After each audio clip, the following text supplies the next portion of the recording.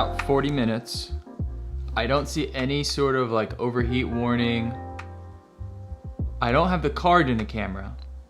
The screen shuts off. I also have a dummy battery in. We're still going. We're nearing an hour. And we still haven't even gotten the warning yet. Usually when the warning comes on, you got a good amount of time left. So we'll just keep going. And remember, it's focusing. It's at 10,000 ISO. It's working. It's working. So we've hit Gerald Undone's numbers of 75 minutes. And we still haven't gotten any overheating. We haven't gotten a warning. We haven't gotten anything. So we're just gonna keep it rolling. All right, we're nearing the hour and a half mark. We're still going. Still no overheating warning. Like, no warning at all. And I wonder if this has to do with there not being a card in the camera. I'm not sure. Maybe no battery. I'm not sure what's going on. We're just gonna keep on rolling. The screen works. Like, it's not like you have to have the screen off all the time. I've been turning the screen on intermittently. But if you're gonna be doing like this type of long recording, I imagine you're just gonna be kind of having it set up, or I don't know, maybe you'll have the screen on more than me, but in this particular use case, it seems to be, it looks to be going strong, so we'll keep going. We'll see what's going on. This is the second time I've done this. All right, so I've currently been recording on the Canon R5 in 4K HQ externally to the Atomos Ninja with no overheating controls. There's also no cards in the camera, and there's also a dummy battery in the camera.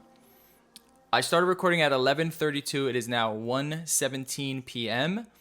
There's no overheating warnings popped up yet. I'm just gonna let this record so I have some proof. So here's the time. I'll be doing this throughout the video. I don't have like a clock on the wall I can put up, but it's 1:18 currently. Let's just keep it running. We're gonna keep it going and see how long this goes for. But I think there's more to the overheating story than what Gerald's numbers were, which I was getting as well. I was getting similar numbers, a little bit more, but I was getting similar numbers to his tests with cards in the camera and batteries in the camera. So let's just keep this running.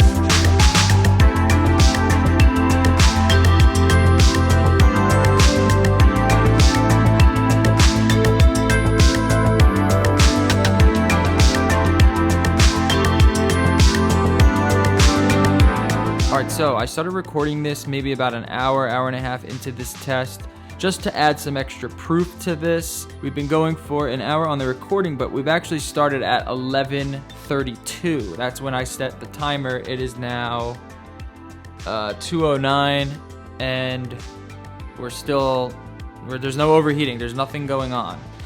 If we turn the camera on, I'll prove. There's just no overheating warning. It seems like it's gonna go indefinitely. This is I've done this multiple times, and just to add extra proof to it, let's turn down this so you can see. We are in 4K Fine, which is the 4K HQ mode, 30 frames per second, all eye, 10-bit. This also is in 10-bit. So, very different testing going on without the cards in the camera.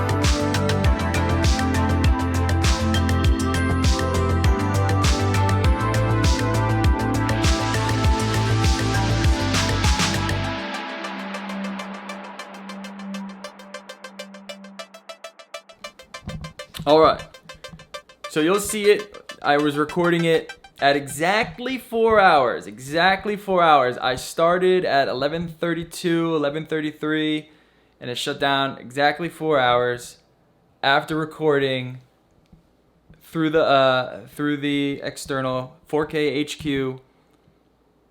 The camera is not hot.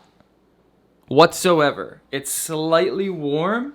I'm wondering if this is a software thing, but it did overheat and shut down after 4 hours. So it's not an unlimited mode, but for 4 hours, if you need about 4 hours, I think that's pretty good. This is room temperature. It does shut down and overheat without the cards. So it's not indefinite. I'm wondering if it's a software limitation.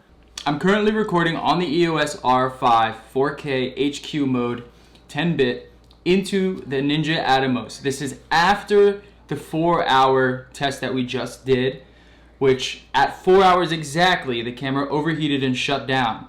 I was then able to turn the camera off and then turn it back on immediately. You can still use the 4K mode, but I went into 4K fine. The overheat warning did pop up, and it did shut down after 10 minutes, but only when I turned the screen on. If I didn't turn the screen on, I wonder if I could have just been recording indefinitely. I waited 5 minutes, so I turned the camera off for about 5 minutes, maybe 10 minutes, but not that long. Turn the camera off, turn the camera back on. There's no overheat warning. I'm currently recording in 4K fine into the Atomos Ninja. I'd imagine I'd get a lot more time externally.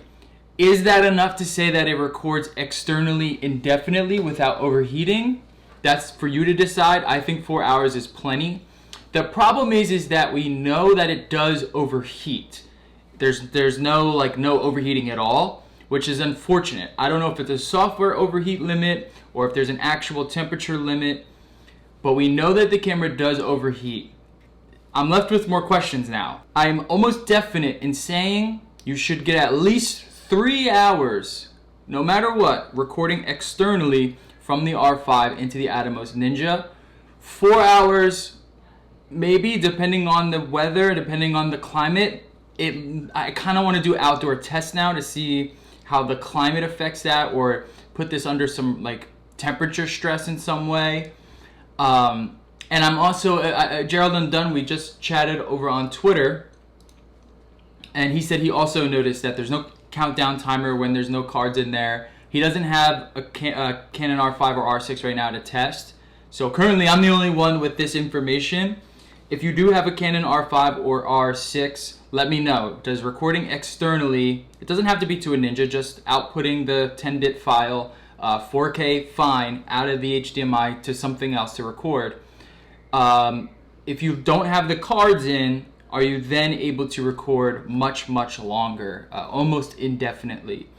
Again, this is right after just shutting the camera down. After it overheated and shut down, I just turned it on after 5 minutes of resting, and now we're recording this. And I think that's pretty good. Like, I think that's a pretty good time limit. I don't know what your use case is. Are you recording 6 hours? Then I don't know what to tell you. Are you recording 12 hours, or are you recording 3 to 4 hours at the most max in one continuous shot? Because if you are, then I think you should be okay. But if you're recording more than that, you might want to look elsewhere, or you might want to wait until Canon kind of sorts this out. I think this is a software issue. The camera is not hot to the touch. The camera does not get warm. It also shouldn't make a difference if there are cards in the camera and if there's not cards. Also, the dummy battery. I'm going to be I have to test this with regular batteries in the camera now to see if that makes any difference. There's so many more questions that kind of pop up. But if you do what I do and you shoot long podcasts, 3 to 4 hours sometimes, and you want to use this camera, I think you should be okay. It does overheat, so if you are in a super hot climate and you're really pushing this camera, and your times may vary, but this is the third time that I've done this, and I've gotten over 2 hours. Over 2 hours. So I'm confident in saying you'll get at least 3 hours, which is drastically different than the hour and 15 minutes or 45 minutes that Gerald Undone, his test has said. And he's the only one with I think concrete numbers like that, other than Canon's own numbers, but they don't have external numbers. So hopefully this helps you. This has absolutely changed. This camera's been so fun, man. There's been so much crazy shit going on with this camera. It's absolutely changed the way that I look at it now. Now that you're able to just throw it in a Ninja and you can rely on it. You do not have to worry too much about that overheating issue, as long as you have the Ninja and you want to record in 4K 30 or up to 30 in the HQ fine downsampled mode. which is great news for filmmakers, for videographers, for documentarians, for anyone that just has their camera on and they just got it on and they're just going. You know what I mean? I'm so much more confident in this camera than I was. So this is good stuff. Let's see. Is there any overheat warning? I mean, there's still no overheat warning. I think this will go on for another 4 hours. Maybe let it sit for 5 minutes. I don't know. But I'm very impressed so far with it. I think we have a lot more data now to make our decisions about this camera. Now, this is a much more expensive setup than a Sony a7S III, which doesn't overheat and you don't need a Ninja. And that remains to be said, right? The thing is, though, is that camera is not a photography camera. This is a 50-50 hybrid camera. And now that we know a $600 attachment can ultimately give you cinema-like quality without worrying about overheating too much for at least 4 hours, but I'll say 3 hours. For hybrid shooters, that's a really interesting situation. That's a really interesting situation if you just need like that Swiss Army knife of a camera. So I hope this has helped you in some way. I hope this has kind of eased your nerves a little bit on this camera, who it's for, what it does, how it's utilized. All of this stuff, I still want to do a little bit more testing, but all of this stuff, I have a full review coming, which is going to compile all of the insane testing that I've done on this camera. I've never done testing like this on a camera before, but I've really kind of used it, and I really looked at what's going on with the camera. I really made sure that I knew the ins and outs of it before I wanted to post a review. And I'm glad I did, because now we have this extra data point in knowing that you can get long form recording out of it. You just need a little bit of an attachment. I mean, you don't even need the Ninja. You just need to shoot externally, right? You can get a cam link if you want to record to your PC. The way that I had it set up here is that I have it coming out into the Ninja, and then out of the Ninja into the ATEM, and then out of the ATEM into my PC. That's kind of how I set up my studio for my live streaming shows. So you ultimately, whatever comes out of the HDMI, you know, 3 hours at the very, very least, but you could probably get 4 hours, which is great. So, all right, I'm gonna get out of here. Make sure you follow No Life Digital here. Subscribe if you want to see more videos, if you want to see my review, and hit me up on Twitter at No Life Digital. That's where you're gonna keep updated on all this stuff. Okay? Bye bye.